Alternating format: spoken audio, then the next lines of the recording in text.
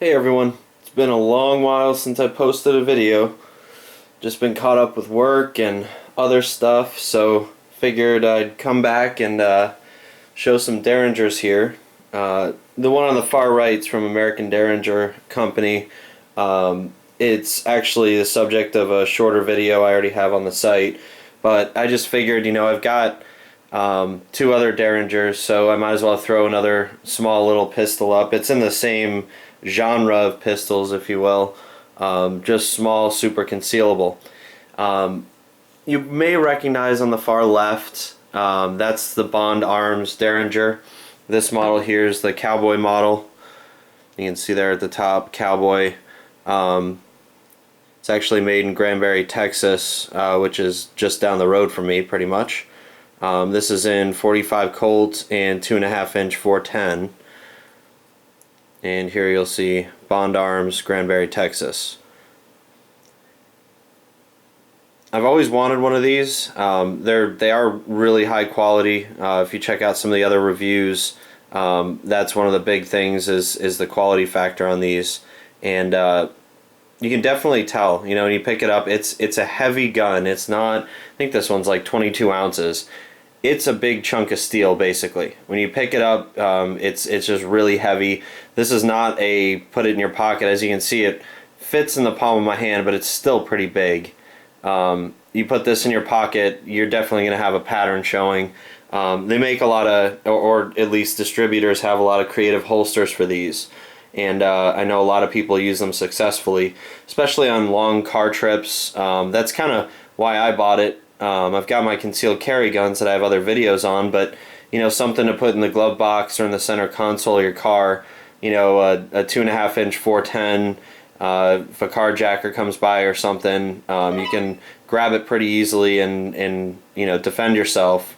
You can do that with your concealed carry gun too, but if you've got it concealed, in the waistband holster or something like that, it could be a little tougher to get to, especially with some of the creative cross-draw holsters that Bond Arms has on their website. This can be very effective. It's also obviously effective. I think a lot of people buy these as in the field snake guns. A load of 410 will definitely discourage snakes, rattlesnakes, things like that from coming by. If you're curious, they have lots of different models on their website. They have longer barrel versions, all different types of calibers. The next one, I think I may get another one. They make them with trigger guards and a longer barrel. I think it's the Ranger series, and that looks pretty intriguing to me. I just picked this one up. It was a good price from Cheaper Than Dirt, and that's local as well to me. It's in McKinney. So I think I'm going to try to get one of the Rangers with the trigger guard and a longer barrel. The other interesting thing about Bond Arms is all these barrels are interchangeable. If you can just unscrew the barrel from right in there and swap out barrels. The frame basically stays the same for center fire. So I could swap out for a longer barrel, different calibers, all that stuff. So that's a really nice feature, actually. The grips are really nice. They have lots of different grips. These are standard. This is what I bought the gun with, and it's really nice wood, nice checkering, and everything is smooth on this gun. There's not any rough edges or anything. Everything's CNC machined. Everything's smooth, so nothing really catches on you. The one thing is that the hammer is very difficult to pull back. I'll show you that. Here's the lever that will actually pop the barrels open, and it's unloaded already, but there's the center fire. That's the ejector right there. I haven't had any issues ejecting. I haven't really had to use this. It's literally just a spring-loaded little mechanism you push up and push down once you fire either your 410 or 45 Colt. You can see right through there the barrel, the last probably inch or so is rifled. And it's a short barrel anyway. So, as I was saying earlier, the hammer is not the easiest to pull back. I'm using a lot of strength right there. And some people have complained about the trigger. To fire, you pull kind of in a downward motion and back. It does have a safety, and it does have a rebounding hammer. That's the safety on, you can see right there. You can also see through there the two firing pins. There's one lower and one upper. I'll show you how that works. It's a rebounding hammer, so let me take the safety off. Even if I let the hammer down, it's not going to impact the actual firing pin. So obviously if you drop it with the safety off, they even say in their manual, you know, that's not the safest thing in the world, but I feel pretty comfortable in my center console leaving the safety off. I mean, it's an absolute bear to get that hammer back anyway. And then the trigger pull, I'm going to dry fire it. Trigger pull is, it's not too bad, but you know, it's still that down and back motion. So I feel pretty safe with it like that. Now to show you how the different barrels work, when I pull the hammer back, you'll see here this little wedge, and there's a spring in there. And right now it's aimed upwards, so it's going to hit the top barrel first. I'll show you that. Put the hammer down, you can see here, it just impacts only the top firing pin. While I pull the hammer back again, if I can get it at this angle, there you go. You see it drop down, the spring is now extended, and now this block right here is aiming towards way down in there, if I can even get the light down there, the bottom firing pin. So whenever that goes off, the top firing pin ends up in this groove, so it's not going to fire the top barrel anymore. Just like that. And then it rebounds back. The safety's off, so I can actually impact the firing pin by holding the trigger down and pressing the hammer forward. But once I let the trigger go, the hammer wants to come back and clicks into the position where it can't go forward unless I pull the trigger.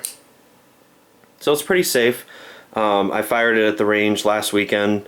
The sights aren't too bad. I was able to hit a few of the steel plates, but obviously it's not the most accurate weapon. I was using the Hornady Critical Defense 45 Colt cartridge, and based on the weight of this, the recoil was not bad at all. I know Hornady, I think the Critical Defense are lower recoil rounds and lower flash, so I didn't have any problem holding on to this. The grip is small, but it's chunky. It's really wide.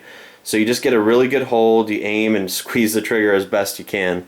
Recoil wasn't bad, and for the fun of it, I actually fired some 45 Colt black powder cartridges from GoX and got a few people behind me, a little crowd, wondering what the heck was going on with all the black powder. But you know, this is all stainless steel machined, so a good cleaning afterwards is a piece of cake. So it was kind of fun to fire those 45 Colt black powder rounds out of this. Just a whole lot of a whole lot of smoke, some sparks and things like that. It was a lot of fun. So that's also a benefit. I kind of like firing black powder cartridge rounds, and this is easy to clean. So, but again, you know, for snakes or toss it in your car, something like that, it wasn't bad. I think I picked this up for, I think it was $348 or $358, cheaper than dirt for this particular model. So for that price, for this quality, and it really is quality, I mean, you can really feel it. Everything's smooth, everything's machined well. It's a really nice handgun. Derringer, I should say.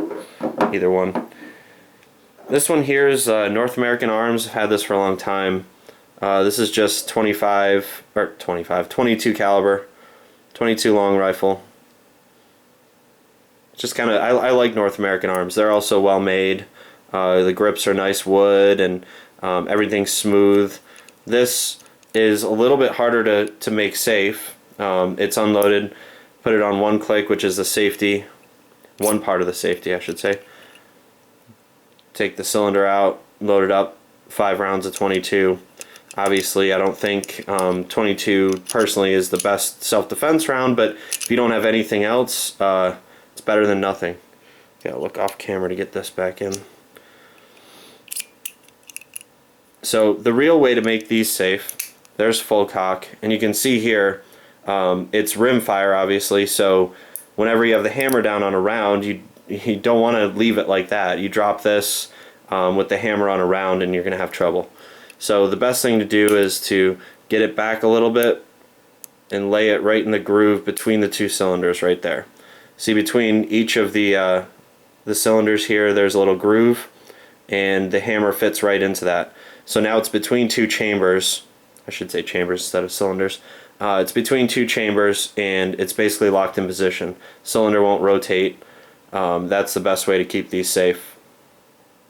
This one's kind of a last ditch if you really need to conceal something. and be totally hidden and still have at least something to defend yourself with. That's kind of North American Arms. I don't think they make too many other calibers other than 22. I may be wrong, but I think 22 and 22 Magnum are kind of their bread and butter. But this one's super tiny. I mean, if you look at it compared to the Bond, there's the size difference. And obviously there's a huge weight difference here. This weighs almost nothing. And it clearly fits in the palm of my hand very easily. And they also have holsters like this, just a belt clip holster, very concealable, obviously. So if you really need to be concealed and you don't want to carry anything else, you can always use one of those. And then this is the Derringer from American Derringer Company, the pen gun that I showed in one of my other videos. So you can check out that video if you want some more close-up and detail. But I just thought it'd be kind of neat to put this up against the actual Derringers. It's kind of a unique concealable weapon. 25 25 caliber, 25 ACP. Single shot, obviously.